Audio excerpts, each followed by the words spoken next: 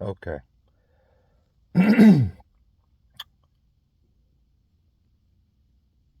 Okay. You know, I didn't want to really get here with this whole thing, with this team that I watch named the New York Football Giants. But here I am, yo. Here I am. Just I just wanted to be a fan. That's all I have been of this team, is a fan. Watching every game I could, cheering them when they were bad, cheering them when they were good, and been cheering them ever since they've been bad for the last 10 plus years, however long you want to count it. It don't matter. It don't matter, you see, because the team is just terrible. And when it comes down to football and playing the game that we all know and love and rooting for these players and the organizations to, you know, do what they got to do to stay afloat. You go through a lot of things when you do that, being a fan of a team, and I understand that. But now I'm to a point where I don't think the team is understanding what I'm feeding back to them. When I watch them on the field, when I watch them on prime time, when I watch them not on prime time. I could watch them at 1 p.m., 4 p.m., 8 p.m., Thanksgiving. It doesn't matter. Because they're always bad. They're always terrible. And they've been terrible for a very, very long time. I didn't do proper introductions. But here it go. This is the first time thing for me. I'm doing this as a favor to those who might misunderstand me, misconstrue what I say, scrape what I say what I say, and think they can just skate and not think a nigga don't notice. This is my channel. This is as blue as it gets. You feel me? We don't do Kool-Aid around here. When the team good, we talk good about the team. When the team terrible, we talk terrible about the team. Players, they can get excuses. Me personally, show up to your job, do your thing, represent Big Blue, the New York Giants, like you supposed to when you out there getting paid millions of dollars, having all the fucking fanfare, all the love and adulation from us who watch you night in, night out, who those who are fortunate enough and unfortunate enough to be able to drive to the fucking stadium to watch you night in and night out, week after week, season after season. I'm really done, man. I'm done with the Kool-Aid, bro. I can hype the fuck out this team. I can hype this team as high as I can hype it. But it wouldn't matter. Because they bad, bro. I could look at anything. Watch every game like I have been. Go through, watch it all 22. It don't matter. Why would I try to invest my time in that when the team doesn't invest the same time back?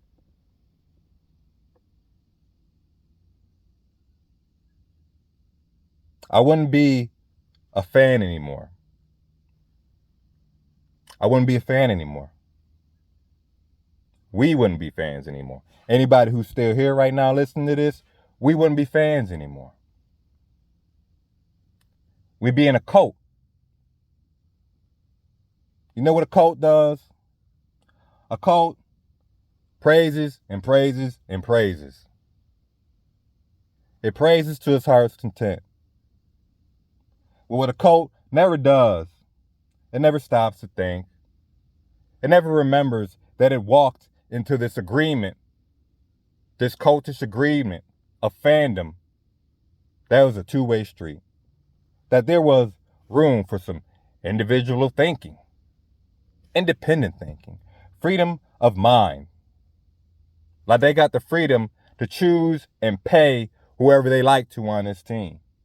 Cut them, trade them, don't matter. They're going to do what they want to do. And that's what grows my frustrations. My frustrations with this team, with the players, with the front office, with the coaching staff, and with, ultimately, the ownership. They're such clowns, yo. Clowns. For years now, just clowning.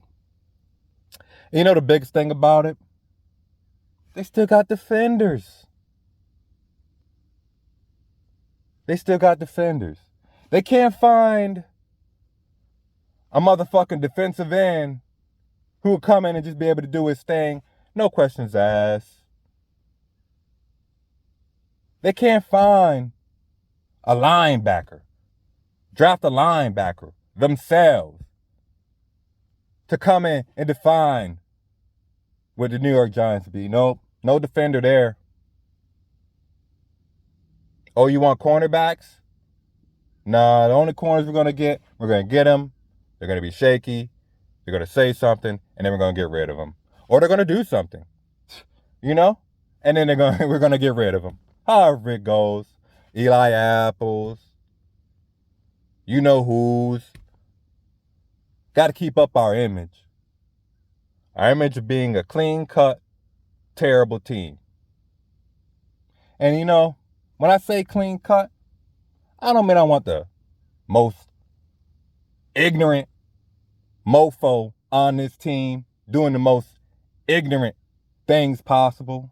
Nah, but people are people. We're human beings. It's like I'm a human being sharing this with you right now.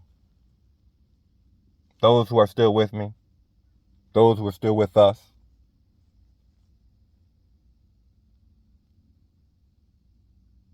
And I'm not even getting started yet. This is just show you that I'm here, man. I've been here. Eli Manning, man. I remember the day Eli Manning was drafted. I remember exactly where I was.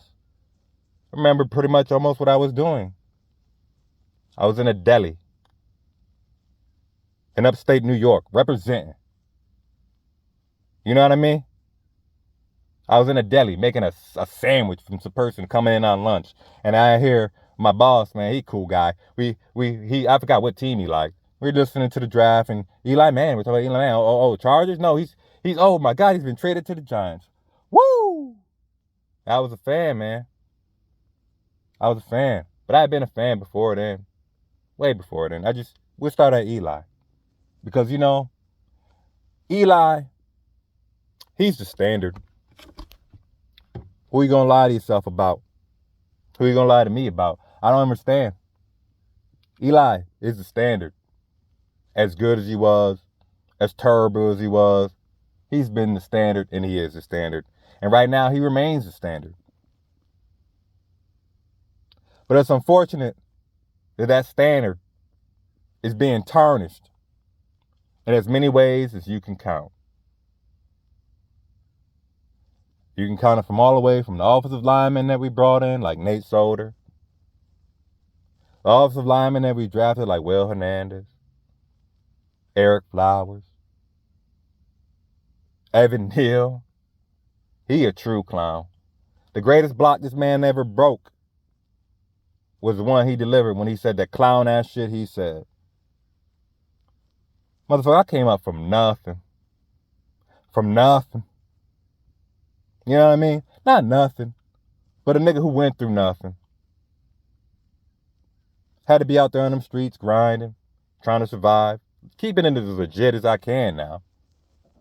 Out there grinding, flipping burgers, making deli sandwiches, handing they little kids that come into the store toys and shit, and being as cordial as I can be, no matter what type of day I was having.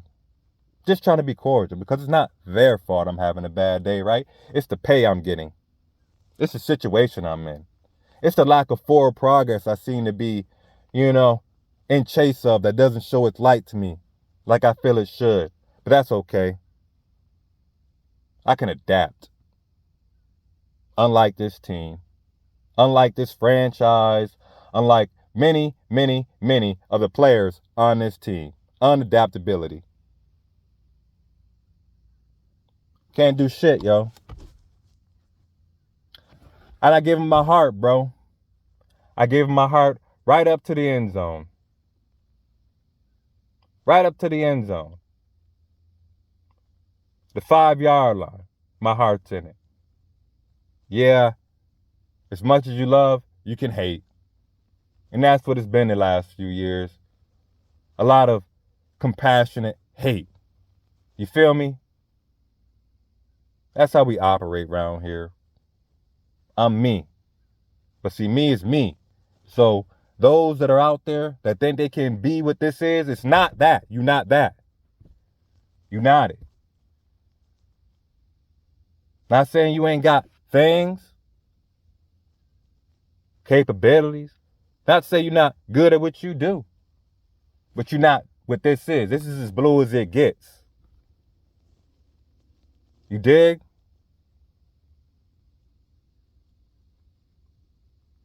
Now,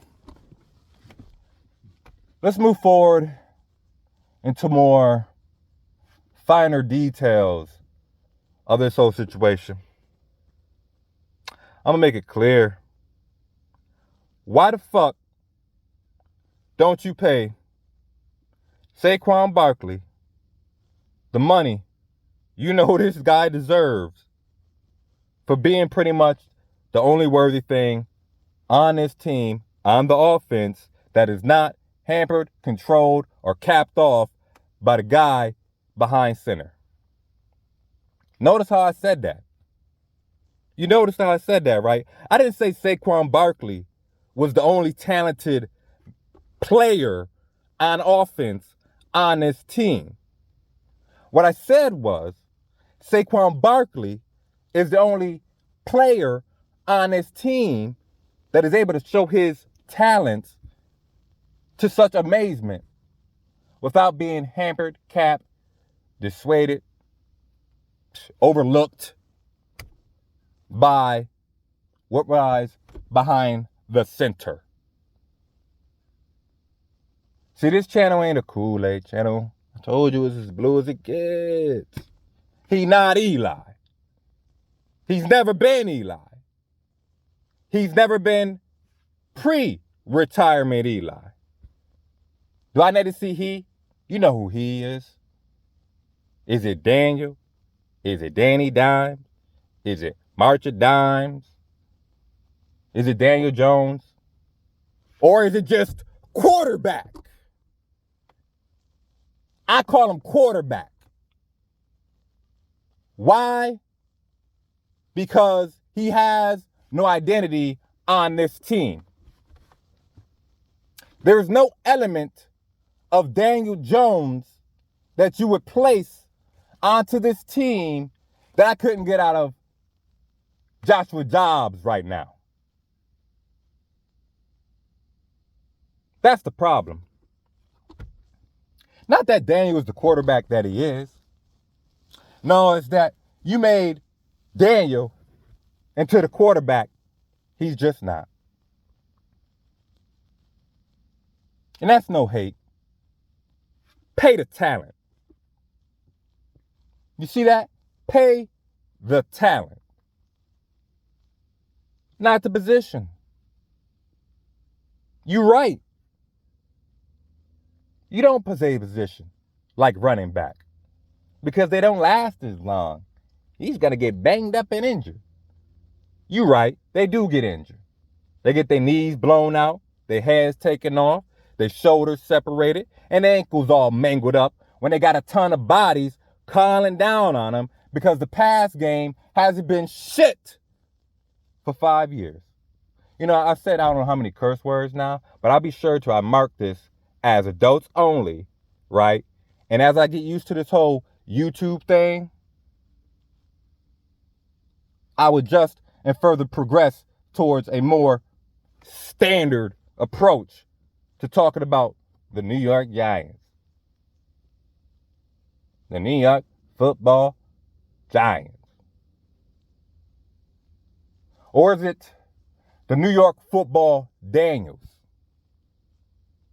The New York Football Saquons?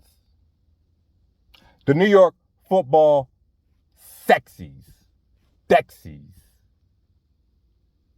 These are the only things on this team that they would dare to mention. But you see, there's a real deal separation amongst those three names. Should I have to point them out? Nah, I don't. They stand out. Not because of the position they play. Not because of the tone of their complexions. Or their community contributions.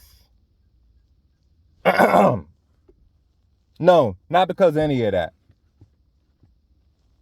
It's because they just don't play very well. If that's, more consumable for anyone that's still with me, still with us, or has yet to arrive. Because this conclusion has been made for me, man. I think I'm done with Guy. He's never really been much to talk about. And then, unfortunately for him, when he gets talked about, it's kind of shaky around his play. Because I don't want to hear a fucking documentary every other week about what he did on the weekend and if he had a chance to go out with the fam and how does he feel about Travis Kelce dating blah blah blah blah and blue blah blah blue. We're keeping this football related because none of that shit don't matter because the only thing that matters to me right now is the team.